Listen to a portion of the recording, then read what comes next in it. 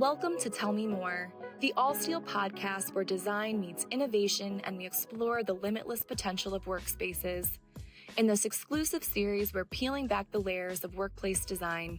From the psychology of colors to the future of hybrid work, join us as we open doors to conversations with industry leaders, architects, and designers who redefine the modern workplace.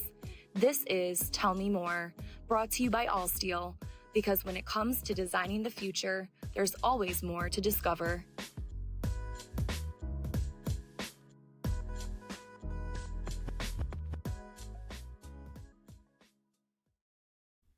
Hey, so welcome to the Tell Me More podcast. I'm Rikki Crowe. I'm a Senior Workplace Advisory Manager here at Allsteel.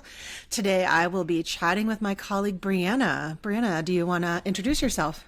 Sure. Hey, everybody. I'm Brianna Johnson. I lead the Insights Applications team here at H&I. We work in close collaboration with teams like Rikki from Workplace Advisory, Product Development, and on some key client engagements. So excited to be here with you today, Rikki. Excited to have you.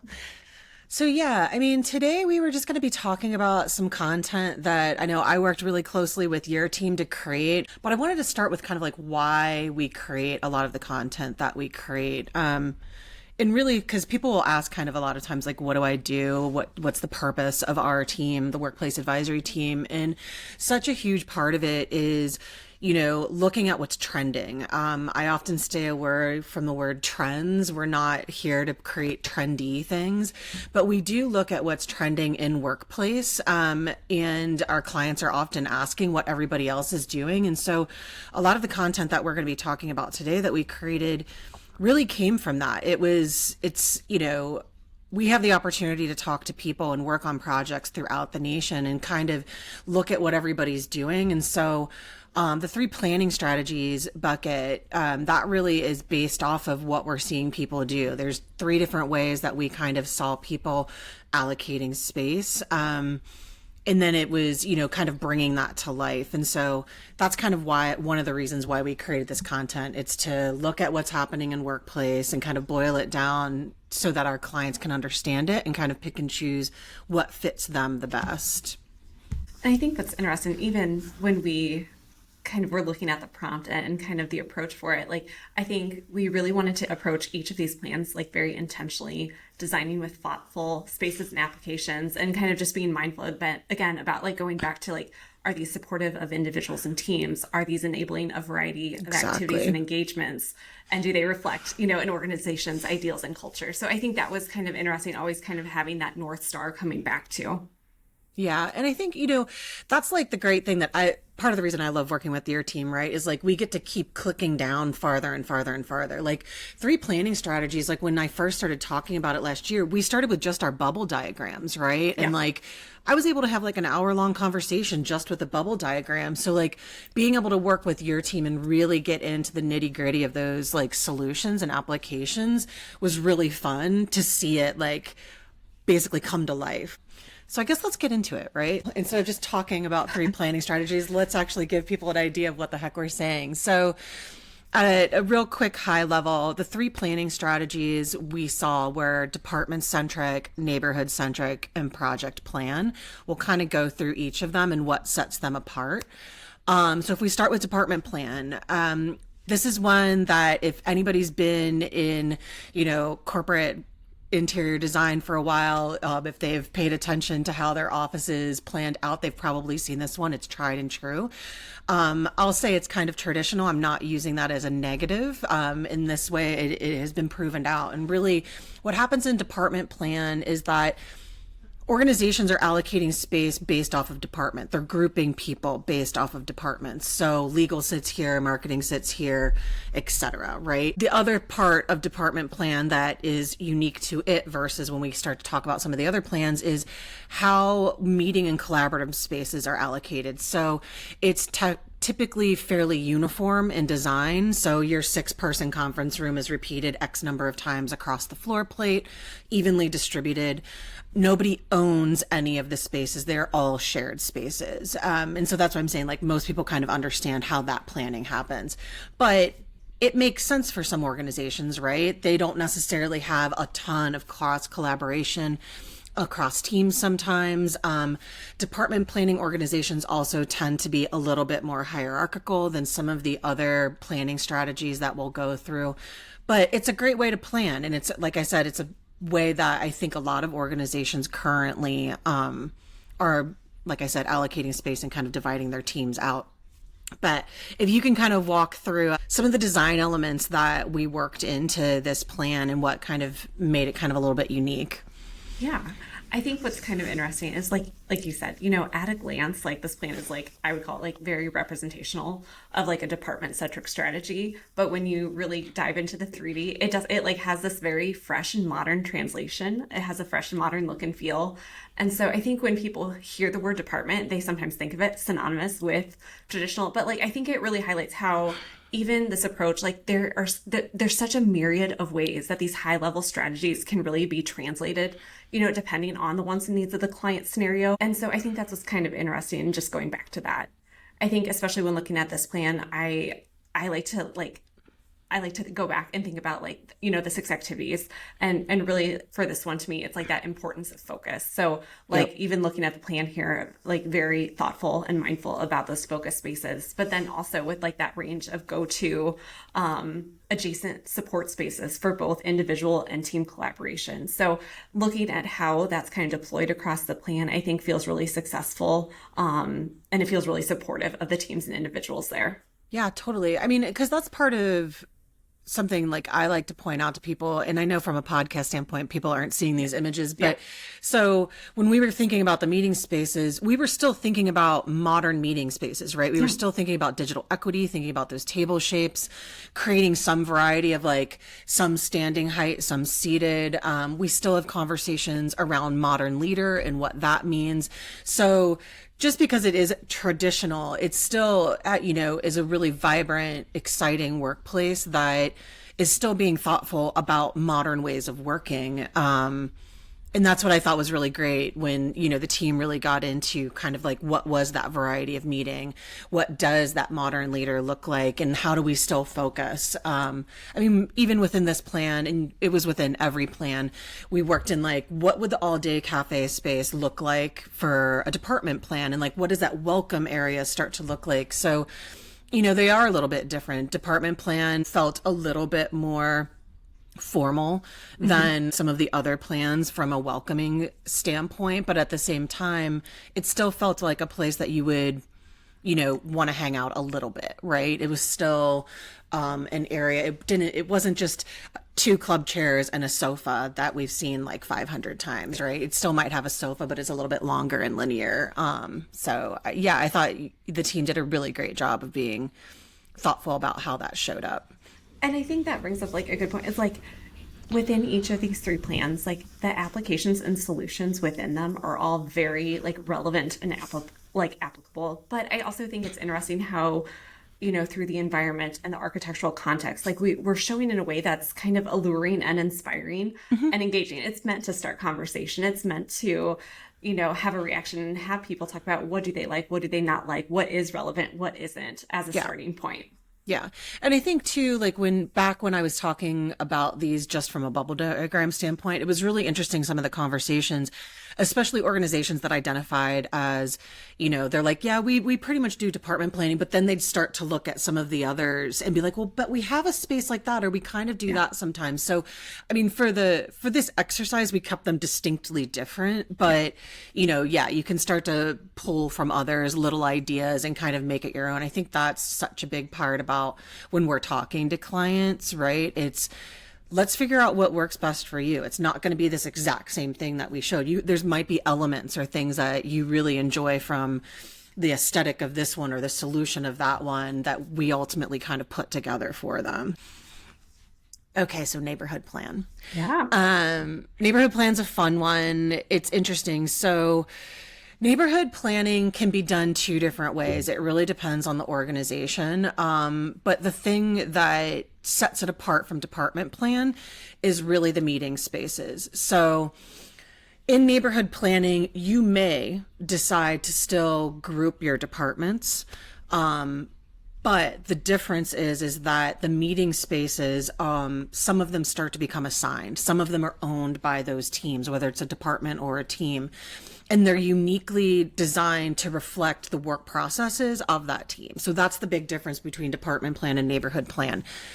Sometimes within neighborhood plan, we are also seeing organizations literally group people by team. So like by the team that they work on. So it might consist of somebody from product marketing, somebody from engineering, a designer, a project manager, etc. Because those people work together so often, it makes sense for them to be grouped together versus having to like walk to the other side of the office to get to the engineering group or the marketing group. I remember somebody asking me once, like, why are companies doing that? And ultimately, I think it comes down to efficiency because of what I just described, right? Like, if you're always working with the same group of people, being able to just turn and ask Sally a question is a lot easier than having to either IM them or get up and ask, go across the office.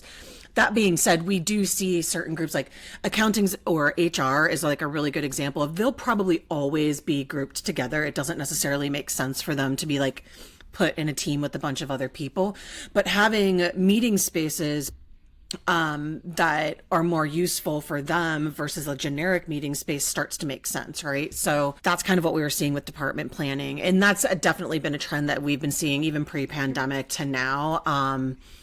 So yeah, if you want to kind of describe some of the things that we were thinking about and doing with neighborhood planning. Yeah. So, I mean, first of all, like, I think even the way that we shifted kind of the general look and feel and the character to show the differentiation between the three plants, I think is really fun. So, like, just as a little background for you, because you're all going to go check this out after our podcast, is that this one has like a very like kind of cool, almost moody vibe to it. I think it's pretty fun. And then, you know, I think a couple of the go-to visual differentiators in this one compared to department is that we're playing a little bit more with the broader mix of enclosed, semi-enclosed, and open spaces. Really kind of playing with that space division, the amount of enclosure and level of privacy is really supportive of the activity within that space or the intended activity within that space. And then, like you mentioned, like just seeing a little bit more of those collaborative spaces kind of infused within the workstation settings, illustrating, you know, a scenario where we are seeing more of these highly collaborative or interconnected teams. So I think at a glance, those are some of the things that are most visibly different at a glance. Yeah, totally. And I'm glad you brought up the like semi-enclosed and open areas because that's such a key part of, you know, neighborhood planning is the reason that those spaces can work in that setting is because the team owns it.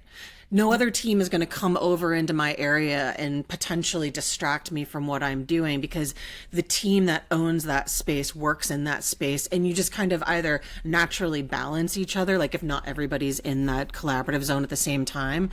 And that's, I think, the biggest thing to help people understand, because that's, I feel like some of the backlash we got from open plan, like open collaboration is really this. It was distracting because anybody could use it. But the way that you kind of counter that is like, no, that team owns that space. So, and it becomes a little bit more fun, right? Like if you've heard me ever speak before, you've probably heard me talk about the fact that it's like, I think this is a really awesome time to be in workplace. You know, it's like we have the opportunity to do so many really unique things, not just to do unique things, but because we're connecting a dot to a work process or a goal, and that creates spaces that work, right? That creates spaces that make people productive, that ultimately help organizations reach the goals that they've set every year. So that's what I think can be really fun about some of the things that we're able to do now that versus like 20 years ago when I first got into this industry, it wasn't necessarily like that, right? That I always joke with like back then it was, oh, we took a 65 high panel and then we dropped it to 50 and then we put a green stripe on it. Like that was workplace design almost. So really getting to dig in with teams and understand what they do and what makes them different, I think is what can be what's really fun with what we get to do these days, you know? And I think what's kind of fun about, you know, these plans is like, to me, like what stands out is like that idea of like, in this case, collaboration and mentorship, you know, these highly collaborative teams being connected, both from that functional standpoint, but also from that sense of like belonging and team culture and connection, and how that fosters, within that space. And also how now when we think about it, digital equity, and technology, and how we're creating a more merged type of setting, like rather than a barrier, it's really like highlighting the potential of these teams in those instances. Yeah, it's interesting because like when you start to look at a lot of the meeting spaces, not all of them, but almost all of them have a digital component. I mean, it's rare that we're designing spaces for clients that don't have a digital component. But one of the fun things that I know within Neighborhood Plan, you guys worked in some designs too that like let the teams like reconfigure their spaces, right? Sometimes it was in the open, but sometimes it was even behind a closed door. And that's huge to me when you're thinking about designing for people, because not everybody meets the same every day, but creating spaces like that for teams that allow them to reconfigure it based off of the meeting style that they have of the moment, I think is just a really important way to make your real estate work harder for you, but then also give people the right tool for the job that they're doing. Yeah. I think especially like when we think about like permissions and knowing that I have a little bit of autonomy over my space and how I'm working within, my team structure, I think is really interesting. And I think, I always like to bring up the point too, like, I know we've talked kind of within our team about like where you at and who you're around, about that idea of learning by osmosis. What are you picking up by hearing those adjacent conversations, or being able to at a glance ask those questions or get that feedback right away? So really kind of fostering those ideals of collaboration, mentorship, and learning. And I think the other thing too, speaking of learning, Neighborhood Plan is the only plan that we did this on purpose, guys, that we included a training room. Part of it was, we set certain guidelines of what this company was and what they were trying to do for each of the three floor plans, but we incorporated a training room in here. And the thing that I loved the most about the training room was we kind of created that little pre-function area, similar to the pre-function that we have outside of the boardroom and department plan, but we did it in outside of the training room. And it's one of those things that I point out to clients and designers is like, we see people doing these actions all the time, like waiting to get into a room or needing to jump out of the training room or a boardroom to have a conversation. So it's like, why not design for them? Like, why make people like hang out in the middle of a hallway feeling all awkward, but giving them these little areas where they can perch and kind of gather? It's just, I think it really speaks to a lot of the design work that your team does, is like watching what people are doing and making sure we're designing for it. So I wanted to remember to give a plug out to you guys on that one. And I think, we continue to learn. Like, I think that the application in Chicago, like similar to this training space, it's intended for that waiting, that queuing space. Yeah. But then I was having a conversation recently, and that idea of it's also the debrief area. So, your meeting's wrapping up, you're short on time, you're coming out, you're connecting, saying, what did you hear? What are we doing? What are next steps? What are your plans this weekend? Whatever it is. I think it's kind of that interesting that we're kind of allocating that space for that use. Yeah, I think it's great. Okay, so let's get into project plan. Project plan was really interesting. I will preface it with the fact that this is definitely bleeding edge. This is not something that most organizations are going to do throughout their campus. I will say that this plan, we kind of see it within a campus or within a multi-floor. So the idea behind project plan is you are grouping people by teams. Those teams are together for the length of the project. So they may, at the end of that project, get kind of reshuffled with other teams. But the idea is that you create a project room. So this is a very large room. And then just off of that, connected to that project room, you have a few other additional little rooms for basically breakout. So the team owns these spaces for the duration of the project. Once the project is finished, the space gets reset, a new team comes in and kind of takes over that space. They can kind of configure it to the way that they want. So if you guys can imagine this, it's literally an entire floor plan that has how many project rooms total? I think about 8 different project rooms on them, very large. There's a few small project rooms, so about half the size. This was all created with our demountable wall product, Beyond. And so the idea too is that we could kind of flex them. We could take 2 large project rooms, we could divide it into 2, and if we needed to, it has that flexibility. But so the smaller rooms, it's either a smaller project team, or maybe it's just a smaller or shorter sprint of a project that wouldn't necessarily require the amount of space that the larger is. But what I really loved about this is, again, it's thinking about efficiencies. So the concept being that the leaders, you don't go to the leaders to meet, the leaders come to you and they can see where you're at, see what you're doing. You can have everything pinned up. You could have like samples all over the place. You're not ever having to like reset a space or stop a train of thought. It's really allowing teams to have that visual persistence and really just keep running with what they're doing and what they're thinking about. And so a couple of things that I guess I would point out to you that we rethought, and I'll pitch it over to you, Brianna, was we rethought what that welcome area would be like too, right? We were like, this isn't going to be a client facing space, so maybe this is more of a concierge. You know, we have like the business unit or business center right behind that welcome area that, you know, kind of allows like to have like that genius bar where you could meet with IT, or that's where you get your post-it notes and all of your markers, etc. So, you know, this is also one where we have 2 cafes on the space. Probably my favorite cafes you guys have ever designed or on that project plan. But yeah, it's a really different plan. Like I said, I don't necessarily see a lot of clients doing this entire floor, but I like the idea of potentially taking portions of floors and doing this for the right client, depending on, like I said, it has to kind of match up with that work process. But I'll let you take talking about some of the other spaces or how we design this area.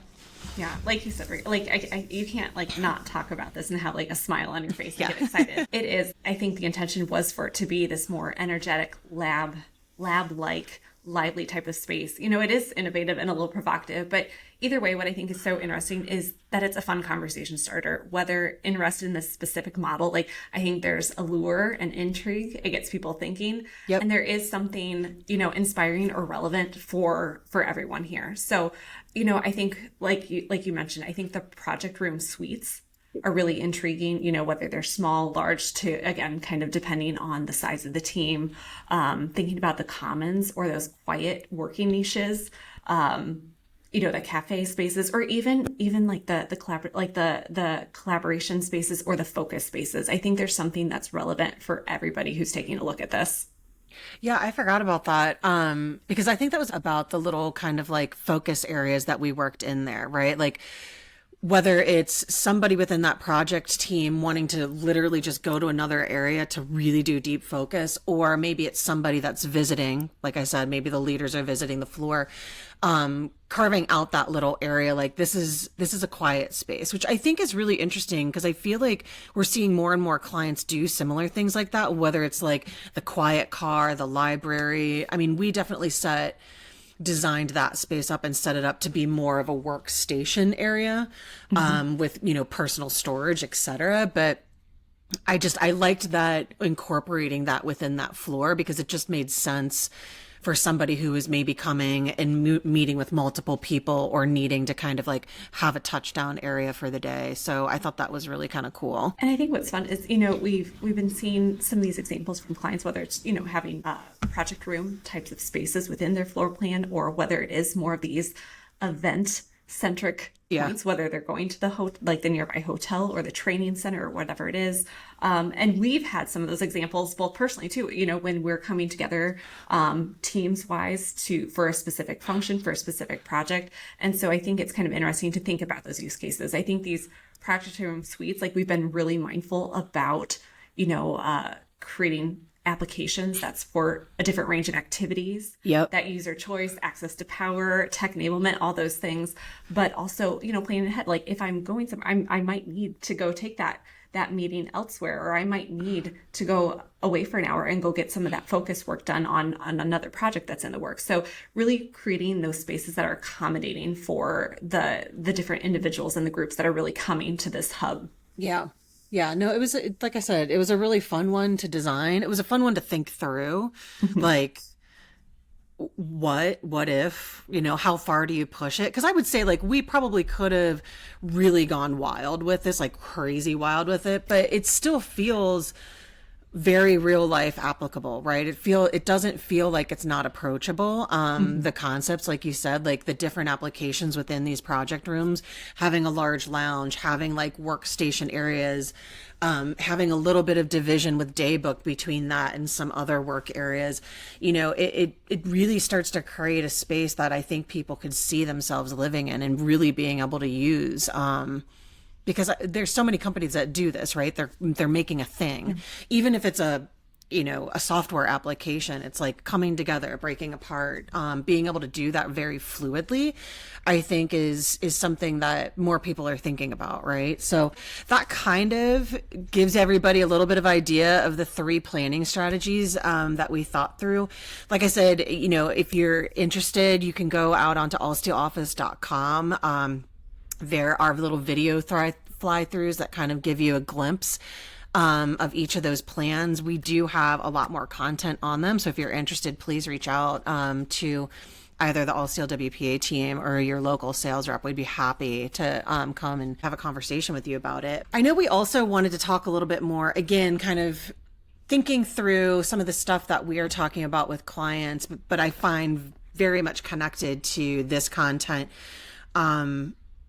We came out with a body of work last year, and we kind of coined it as living in beta.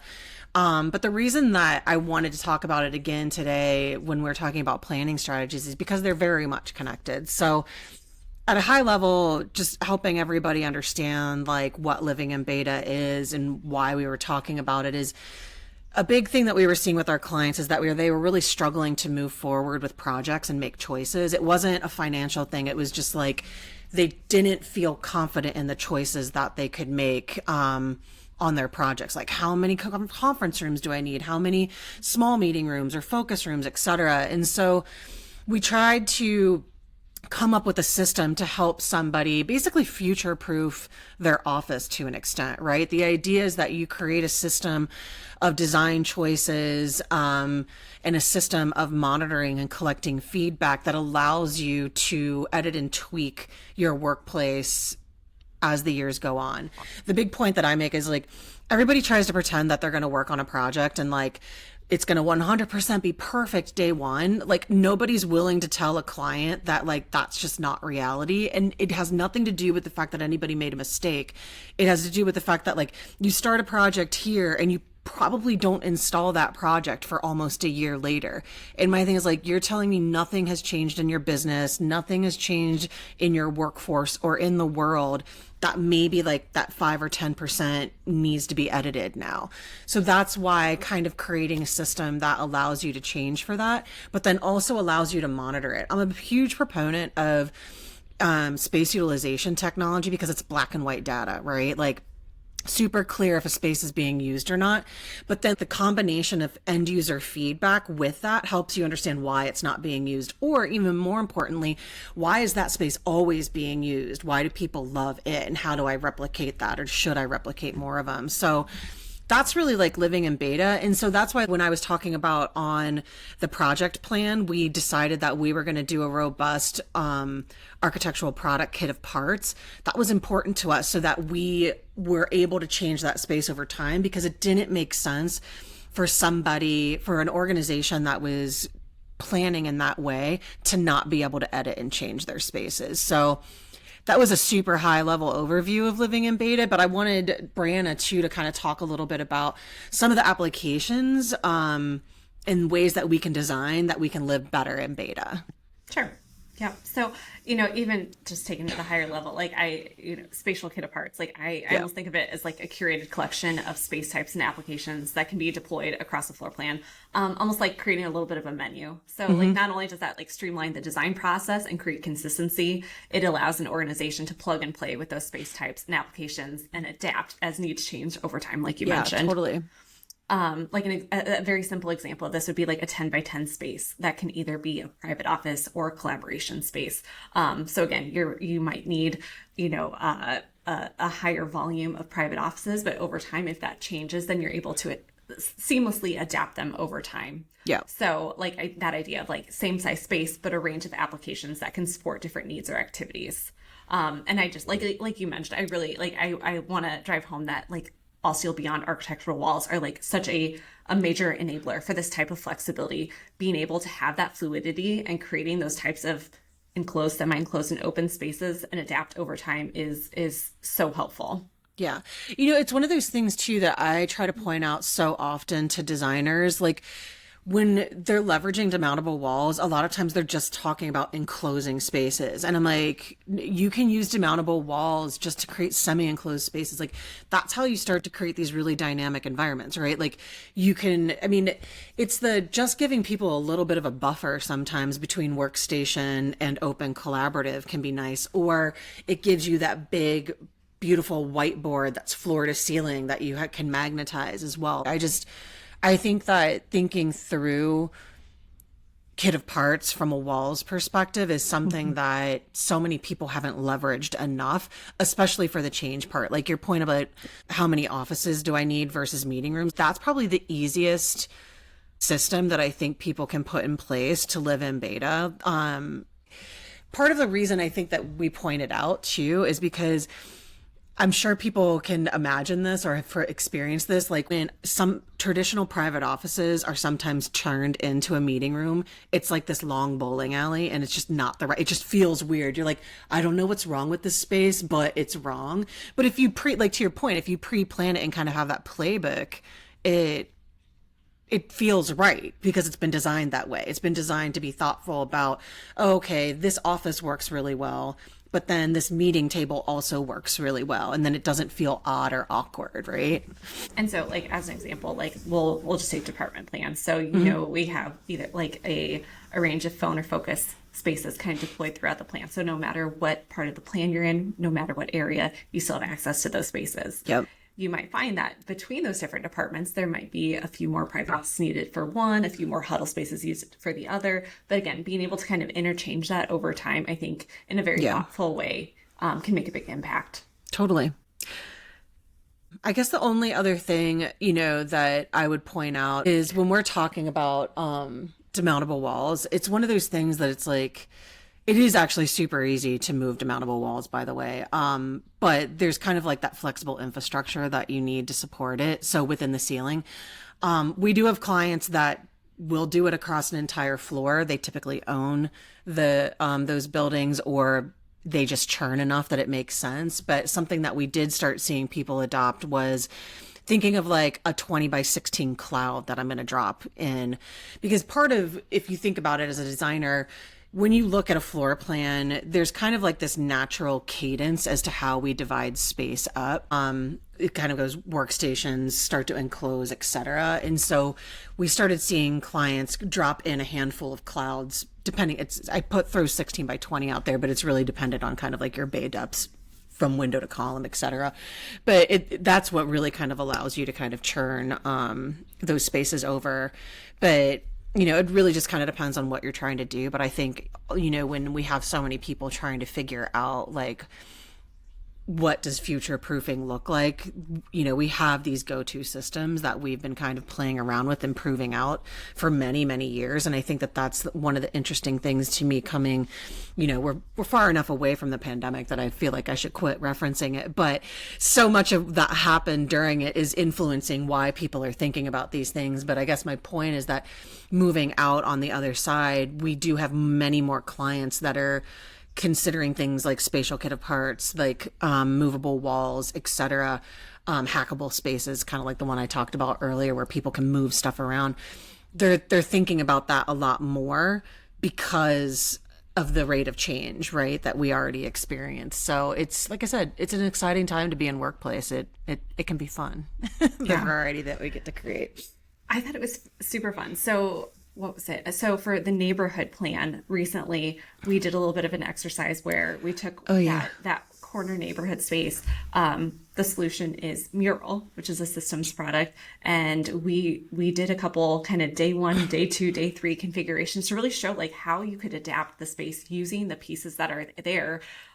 whether that's the integration of a little bit more collaboration space, removing some of that, the orientation of users. Yeah. And I think that was really fascinating in doing a little bit of a test scenario, illustrating what the possibilities are. Yeah, absolutely. I mean, I guess I'm a nerd that I really like doing those scenarios and seeing those scenarios, but it's fun. It's kind of cool to see like all the things that you can do versus like thinking of workplace as a stagnant thing that can't be touched. Yeah. Because like I said, I mean, I'm probably like driving this home a little too hard, but I just look at it, leaders get together every year and they set goals for organizations, and sometimes work processes change so that people can achieve those goals.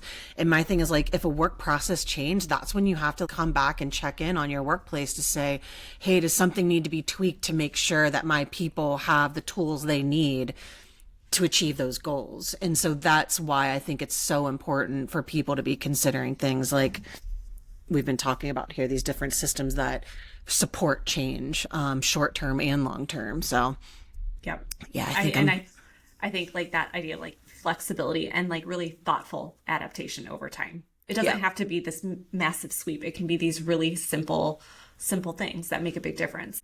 So yeah, I mean, I think we've talked about this, like we see this as evolving content, right? Like we see this as something that's just it's a moment in time. And so I'm really excited to like continue to engage with clients and design firms and kind of hear what they're struggling with, hear how they're solving things, and kind of coming back and looking at these plans and saying like, maybe these applications need to change and department plan because of X, Y, and Z, or, like, what's that fourth floor plan, man?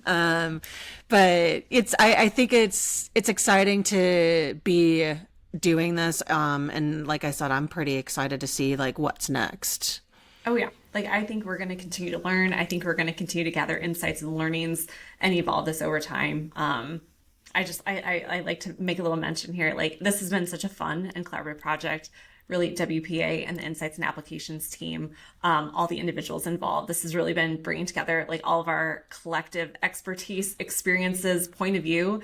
It's challenged us to think in new ways and really challenge each other to think in new ways. And I think there was a lot of individuals that really brought this body of work to life. So just wanted to kind of take a moment to celebrate that as well. Exactly. It was an awesome project, awesome women we get to work with. So I can't say enough how fortunate I feel to be able to work with some really, really amazing women at this organization. So, all right. Well, I guess I will close out. Thanks for tuning in to the Tell Me More podcast, and stay tuned for more episodes. Thanks, Rikki. Thanks, everybody.